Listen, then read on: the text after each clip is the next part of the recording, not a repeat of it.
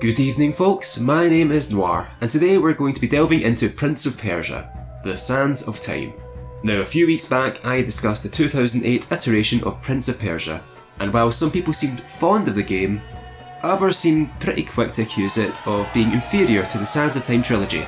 In fact, people outright seemed angry over that game's existence, as if it was their high school bully. So unless I just have bad taste, it stands to reason to believe that the Sands of Time is truly the real gamer experience. So buckle your seatbelts because apparently we're going epic gamer mode. Sands of Time is the first in a trilogy created by developer Ubisoft, which follows the adventure of the Prince, a nameless young man who sneaks into a random girl's bedroom one night to tell her a story, which does not hold up in court. The Prince begins the story with some innocent father and son bonding, as he retells the time both himself and his father ravaged the city and killed its people.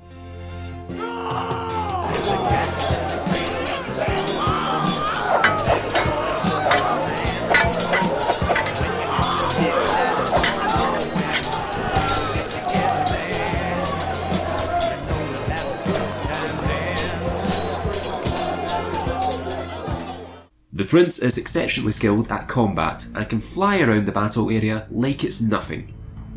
Pretty much every enemy is slow, so he can whiz around the area like that one annoying fly that no one can ever seem to whack. The player has the ability to hack away at enemies with combos to defeat them, while also blocking attacks from all angles. The player can also counter-attack, but since I couldn't ever get the timing right, I'm just going to pretend that there's no counter-attacking in this game, which is alright because who needs it?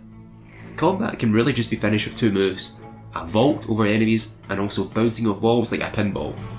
On occasion, sure, you'll probably find that some enemies can block this, but for the most part, combat can usually be resolved through those two moves.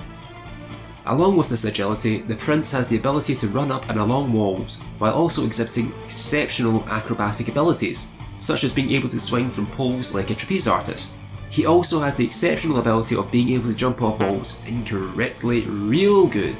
I can't even begin to describe the amount of times I've tried to leap off a wall, only to fall to my death. Fortunately, that's remedied by the Dagger of Time, a weapon discovered by the Prince early on in the game. The dagger is a huge asset to the player as it has the ability to rewind time.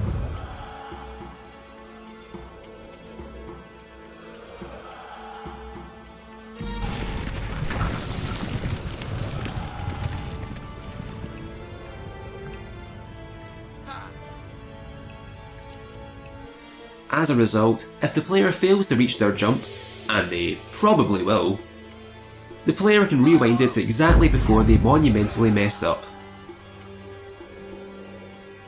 Of course, this comes at a limit. The player has a gauge which provides more information on the Dagger of Time. One part is the limit on the rewind itself, shown by a little circle. The player cannot rewind it any further than this, because even daggers need to be a huge stickler for the rules, huh? The dagger also has little circles indicating how many sands the player has left. Each rewind corresponds to one of these sands. If the player doesn't have any sand left, then he's pretty much out of luck. Fortunately, the player can refill these circles easily enough, since they can be collected through some conveniently placed sand clouds. It is without question that the Dagger of Time is a great asset to the player, and obviously a wonderful mechanic to have in a game involving many pitfalls and dangers. However, the dagger is also the cause for the strife in this game, as it is the weapon that unleashes the sands of time across the land, turning everyone into horrific sand creatures. Realistically, I cannot see any fathomable reason on why you would want to do this. But we got sand now people, so deal with it. Now, if only we could reverse this. Oh wait.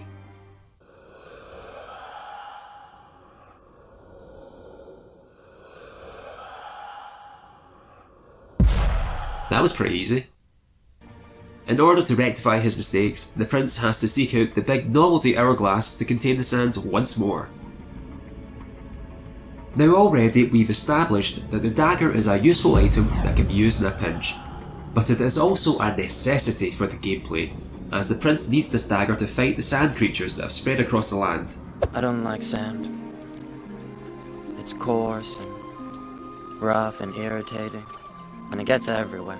In order to do this, the prince needs to attack the enemy with his sword to knock them down before stabbing them with the dagger to absorb their sands. This is another method of refilling the sand meters in the game in order to continue to utilise the dagger's super duper timey-wimey capabilities. But it is more importantly the only way to kill these sand creatures. Although realistically I feel that a garden hose would also do the trick.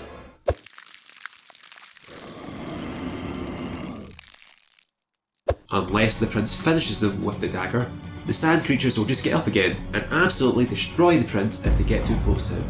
And honestly, things are very likely to go very wrong very quickly when that happens. Now that brings me to my next area, the prince's health.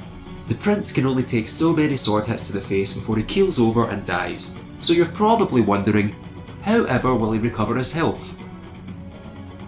Water. Yeah, just water. Doctor, this man has lost his leg, most of his blood and all control of his bladder. Nurse, get this man 4 sips of water. Stat.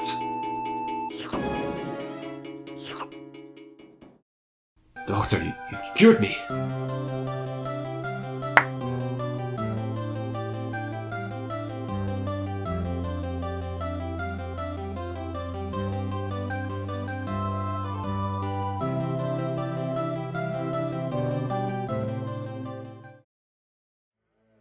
Whenever the prince is injured, he can heal with the abundant water throughout the palace. The water can pretty much be found everywhere, so health is never really an issue apart from in battle. Okay guys, hold on a second, I just need to take a quick drink of— Hey, ow! Of course, as the prince is telling the story, he obviously cannot die, but that doesn't seem to stop him from telling how he died anyway. Wait, that's not right. Well, stop telling it that way then, you daft prick. Whenever the player dies, the prince returns to the last point he saved the story, because that's how storytelling works. The save points in this game are marked by large pillars of light that allow the player to mark their progress, which also allows visions on how to proceed through the next section, as if viewing tiny little guides on where to go next and how to solve the next puzzle.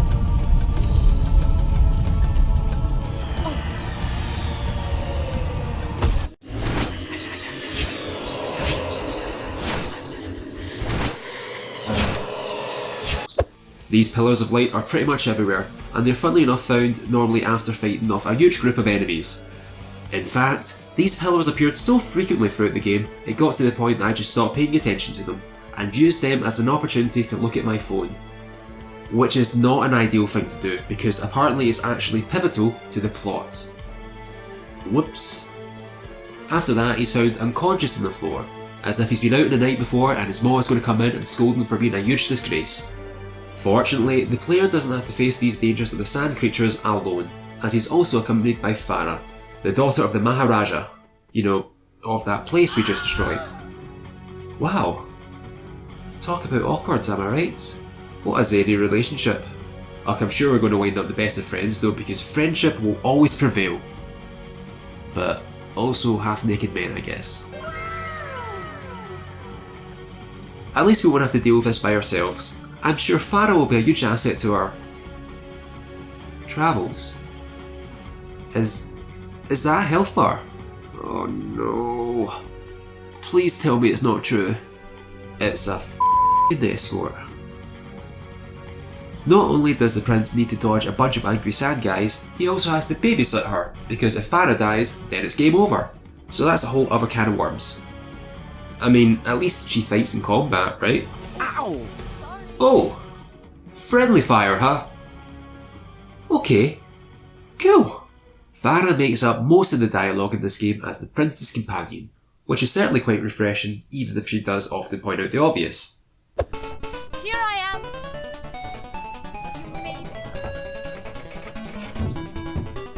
You did it! Over here! There you are. Look! It's the same symbol that was on the pillar. It's no use moving the mirror. There's no light beam. I can see that. In all honesty, it's really funny how abrupt characters are in this game. At one puzzle I managed to find another survivor, who takes on the role of a backseat gamer. If you do anything incorrectly, he literally starts yelling at you that you're doing it wrong. Careful! If you pick the axle first, you'll have problems later! Okay, so maybe I move it this way? Careful! Think ahead! Okay, how about this way? Careful! Do you just want to play? Okay, Careful! If you... Jesus Christ, man, just tell me what you want me to do. That's it! You've got the first axle! Now, pick up the other three! Okay, cool. Thank you. I'm glad we're starting to make some Careful! I'll fucking die already.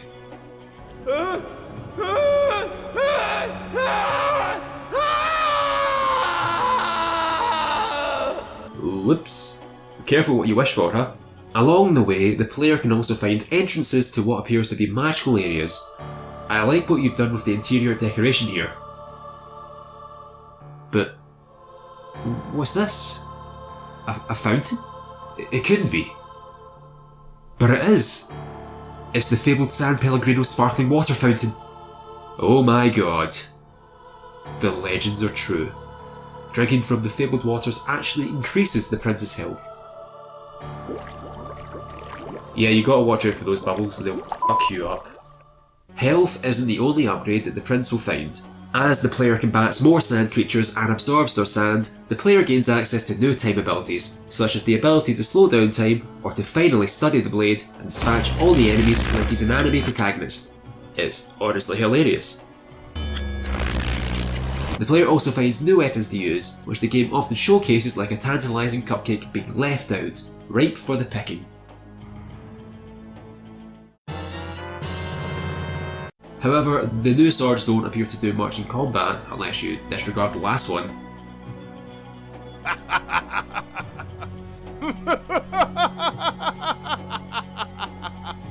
Though the real purpose the first few swords seem to have are to smash open walls and doors, because that's how swords work. With all these goodies to collect, there is of course some pitfalls and traps to protect them. However, all I can wonder is the weird design choices throughout this palace. Why are there traps everywhere?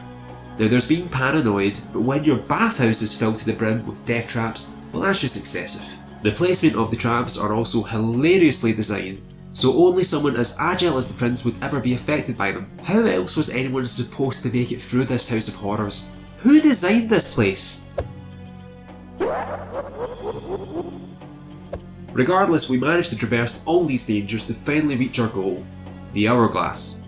However, due to previous visions in which Farah has the dagger, the prince decides against reversing the corruption across the land.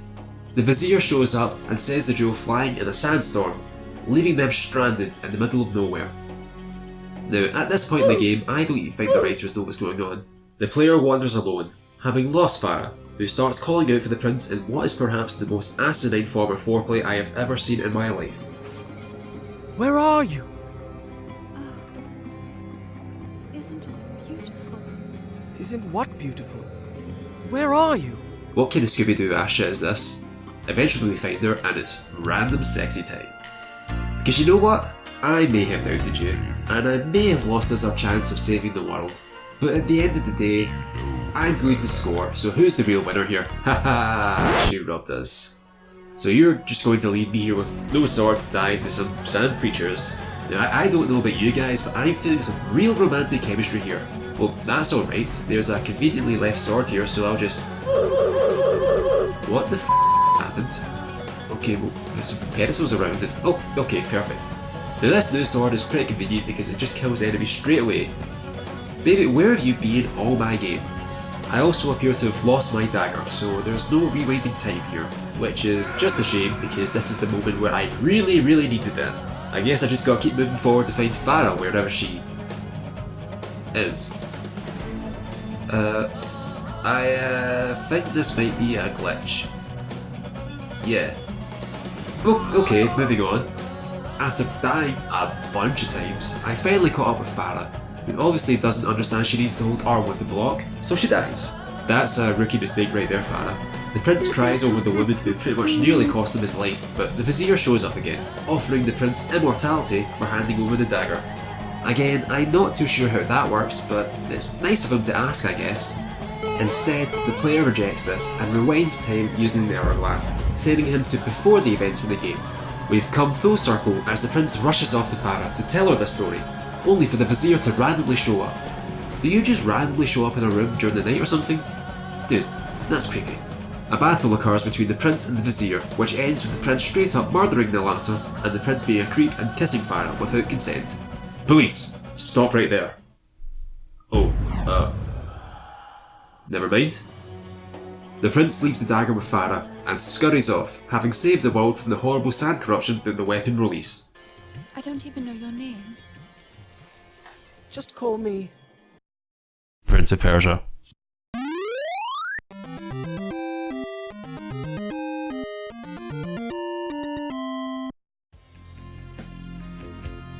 Thanks for watching, folks. If you liked the video, then make sure you hit that like button and hit rewind to watch it again. This is actually the last Noir Reservoir video for 2019, so I'll see you again after the Christmas break with even more videos in 2020. So to all of you, a happy Christmas, Hanukkah, or any other holiday I'm missing. So until next time, friends, I'll see you then.